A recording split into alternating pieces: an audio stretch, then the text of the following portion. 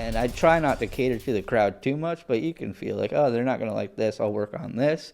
Especially like if it's a workout thing where I'm just working shit out. But if I'm like, no, I've got to make this work, then it's a different story. But I always have shit to fall back on. And like, I've been doing it long enough that I have enough material, which is nice. But like what I'm working on now, because I recorded that album, I'm trying not to do shit off that album. Okay, let's talk about the album. What's it called? The album is called Progressive Hillbilly. It's available right now on all streaming platforms, your Apple Music, your Spotify, your, what's the other ones people use? Tidal? iHeart, Apple. It's on everything. It's on everything. SiriusXM should be playing some tracks too. Do you have anything on YouTube? YouTube, I got some clips out on YouTube. Of the Progressive Hillbilly? Yeah, there's some clips of that, and there's some clips on my Instagram. I'm going to be releasing the entire album and special on YouTube. Like, I have a whole multi-camera video cut of it. Yeah. I'm going to wait. I think I'm going to wait till, like, December to put that out. Copy that. I let people, like, soak the album up first, and then put the video out in, like, 6 months or whatever. Right on. So, waiting for that. But, yeah, Progressive Hillbilly, recorded at Levity Comedy Club and Lounge, and it's out there now for everybody to check out. Beautiful. And I'm proud of it. It is like, talk about your nuts and your dad and your. It's really like my first 10 years of comedy condensed to like the best stuff. So it's my favorite jokes, and just like I really worked hard on making it kind of like a through piece. It's not all over the place. It kind of has a through line, I hope. Yeah, I think it does. And it's kind of a personal album. It's a lot of shit about myself, and it certainly is. And yeah, I got to know you very well. Yeah, I think if you listen to it, you'll get to know me. And the album artwork is. I'm quite disturbed personally by the album artwork. No, just by getting to know you. The album artwork was actually done by a Cambridge native right here in town. Oh. My buddy Jacob Scrub, or whatever his real last name is. Oh, my God. You know Cerebral Scrub? Yeah. Oh, my God, Jake. Are you for real? He did the artwork. He's one of my favorite artists. This is my God, I love this guy. This is why these buttholes reminded me of Jacob. Oh, dude. Because I did Jake for Kirk. Yeah, Jake for Kirk.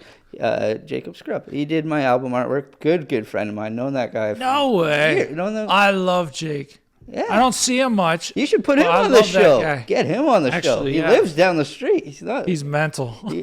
He's a good dude. He's sober now. He's a good dude. Oh, good. He's doing well. Probably should be. Yeah, back at Cerebral Scrub, man. Mike, you remember Mike Clance? Yeah, of course. Yeah, Mike, he was in Cerebral Scrub. Mike was a very good buddy of mine. Did you ever see their music video? Mike wasn't in the band then, but did you see the music video for Education System? No. With the talking butthole? No. That's what that reminded me of. The shithole poster over here. Man. Jacob made a talking butthole. Well, it was a butthole prosthetic, and then he could talk like this, the little talk with your hand thing. Yeah, of course. And then we painted his hand to look like a butthole. And then we got a bike pump. There's some special effects for you. We got a bike pump with some coffee grains and some juice and shit. And we sprayed. I should just show you the video. I directed that music video, though, is what I'm getting at. Oh, yeah, wow, dude. I directed the music video for Cerebral Scrub. I went to school with Jake. Yeah. And I skateboarded with him and shit. So did you go to school with Southwood? No, at Glenview. Okay. So a bunch of my mutual friends that are mutual friends with Jake went to Southwood. Oh, okay. Brandon McIntosh and Jeff Campese. Oh, I don't know these guys. They played in a band called Backseat Operation back in high school. Okay, I know the Cambridge punk scene a little bit. Well, the thing is to be honest with you, when I moved to Cambridge, I was 15 years old. My family moved to Cambridge. Yeah. I grew up in Woodstock, and when we moved here, so I went into grade 11. Jake's, I think he's 2 years younger than I am, but I was heavy into skateboarding. And when I moved here, a couple of guys who were BMXer guys, one who is still my best friend to today, they asked me to Who's he? Go hang out with them. His name's Dave Levitt.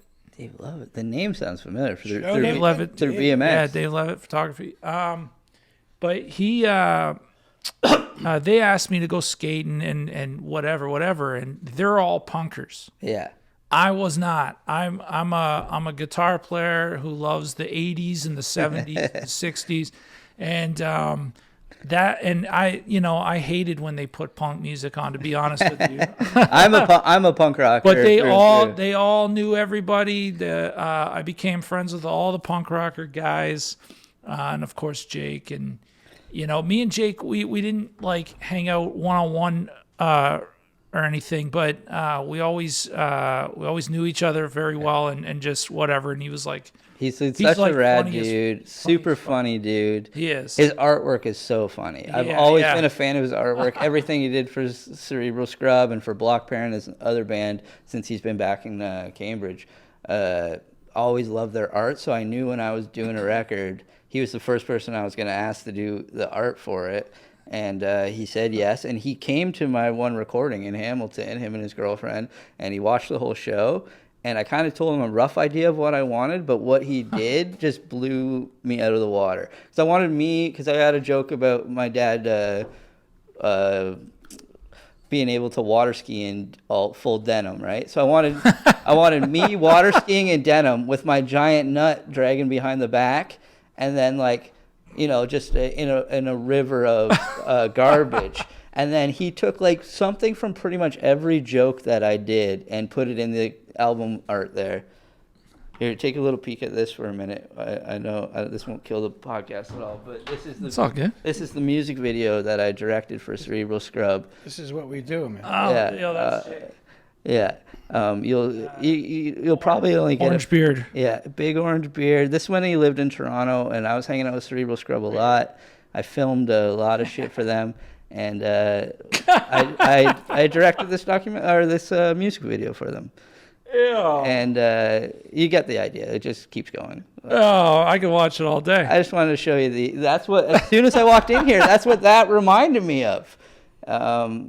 Jake's a great dude. Good. And honestly, he told me too, he's like, I don't commission art out a lot because his art style is very just specific to their bands and to him, that he doesn't do a lot of commission work, but he's like, for you, man, I'll fucking do something up. And he didn't charge me anything. He made posters. He came to the shows. Can I put it up on the... Yeah, you can put it up. Copy. Yeah, put the... That's awesome. Here, I'm going to mark the time down here. Yeah, put that up. Did you? No. I don't know. But love Jacob, and really grateful that we finally got to collaborate on something for me, because I've done a bunch of stuff for Scrub over the years, and that he drew the artwork was something I wanted for years. So, man, that's awesome. That's cool. Yeah, big world. Big shout out. World. Yeah, of course. Yeah, that Hilarious, dude. I really like that guy, man. He's a good dude. You probably see him around Cambridge a little bit still. He's around. I see him. I see him just from time to time, randomly. If we go to the shows at the fair or whatever, he's always there. Yeah, so he shows up. I was talking to him when the album came out, because I was like, it's finally out. It took me a minute to get it actually out, because I was putting it out through the label that I work for. So it took. I kind of kept getting backburnered. Okay. So you work for a label? Yeah, I work for Cottage Comedy Digital and the Laughed label. Couple buddies of mine, Tyler Morrison and Tim Morrison out of Bracebridge, Ontario. Okay. Tyler Morrison's the best roast writer in Canada. He wrote for the Tom Brady roast. He writes for Andrew Schultz. Yeah, he's a big roast writer. He's been on Roast Battle Canada every season, I think, for... Well, not the first 2 seasons because they were snubbing him. But no. Tyler Morrison. Why do I know his name? Because you've probably seen his comedy. He's been so good to me my whole career. He lets me open for him a bunch, and I work for his label. So I do all their pretty much audio editing. I edit all their albums. I do all their video. I produce all the specials and usually edit all the specials. Who's the big dude from Letterkenny? K. Trevor Wilson. Yeah, K. Trevor Wilson, another fabulous comic from Toronto. And yeah, he's killing it too. Yeah, he's all over. Great dude. That was another dude. When I was doing those weed rooms, you'd see him at Vapor Central or something, or all those rooms around Toronto. And great dude too. I've met him a few times. He's a good dude. Yeah, he's cool. Yeah, he's funny. Yeah. So speaking of writing, do Do you have a particular way you write? Do you have a process? Stand up? Yep. Writing stand up, I don't really have a process other than an idea will hit me, or I'll be driving, or I'll be doing something. I'll be like, that's fucking funny. Yeah. I think that's really funny. I'll probably write down a few words in my phone, and hopefully that will jog my memory later. Or if it's really good, I will pull over, or I'll sit down and pull out my notebook and start writing it. Right. As if I was on stage saying it. Like songwriting or screenwriting? I try to think that I'm on stage saying it and how I would say it. Yeah. And get that basis out, like set up punchline. Or sometimes you'll figure out the punchline first. You'll be like, oh, that's really funny, but how do I get there? Right. And I write pretty meticulously, like over and over. I'll write a joke a dozen times, and then eventually I'll be like, I'm going to say that, I'm going to take that to stage. But sometimes a joke will hit me, and I'll be like, that happened today, it's funny, but I don't really know why it's good yet. And then I'll be doing one of these open mics, and I'll just say it and try to figure it out. Right. And lately, the last couple years even, I've been doing more of that, more writing on stage, as they would say, like where you have an idea, you go to these open mics, because I'm more comfortable being up there. Right. I can fuck around and be like, hey. But it's also in that moment. Yeah, I thought about this afternoon. This is funny. And then sometimes what I love is when you're doing it on stage and then you think of like another level or another element to it. You pull something out. You're like, oh, now this is cooking. And the crowd's into it. And that's why I'm glad I'm recording, because then I can listen to that back.